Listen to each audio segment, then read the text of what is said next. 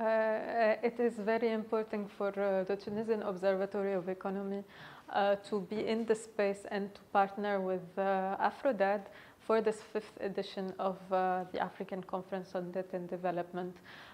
For us, working together is so important to advance the debt cancellation agenda, but most of all reparations, now that we are in a year of reparations, EU year of reparation, but also in the perspective of transforming this into a decade of reparations.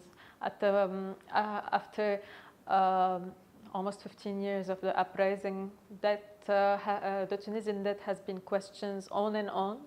And we have been calling for the audit of public debts. We have been calling also through, we have been witnessing and monitoring initiatives to initiate a public audit through the parliament.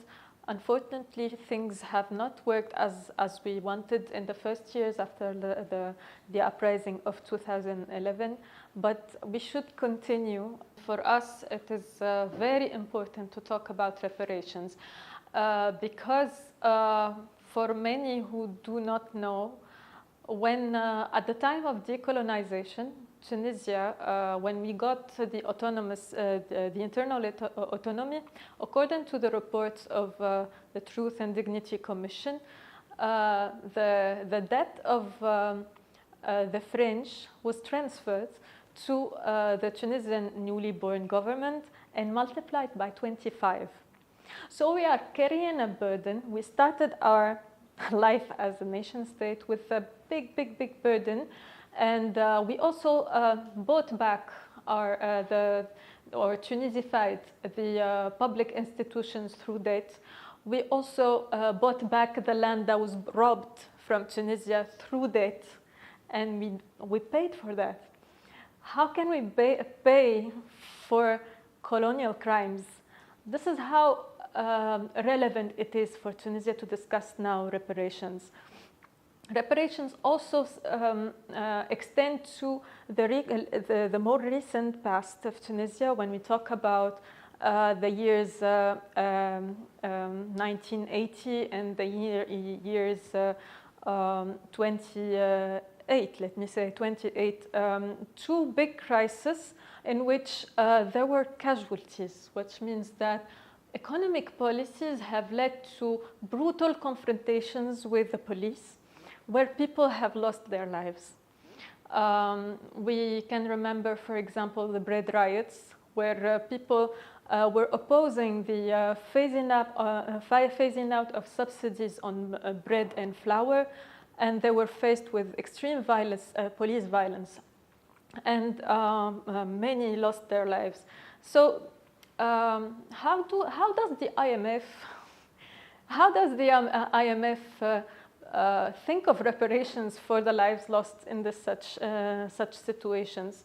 How do we compensate for communities, and how do we compensate for whole regions that were underdeveloped due to the choices that were driven by conditioned debt,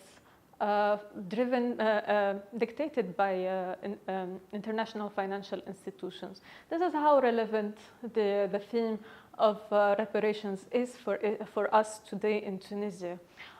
Today we have the Truth and Dignity Commission in Tunisia has issued two memorandums directed to France as a former colonial power, and to IMF and the World Bank as drivers of the choices of development in many ways during the post-independence era.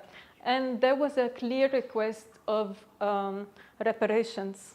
So today we are here to hear experiences from other countries and how did they go about requesting reparations and holding international financial institutions accountable for all the harm they have inflicted economically, socially, and environmentally on the peoples across Africa. And this is a perfect place for such learning.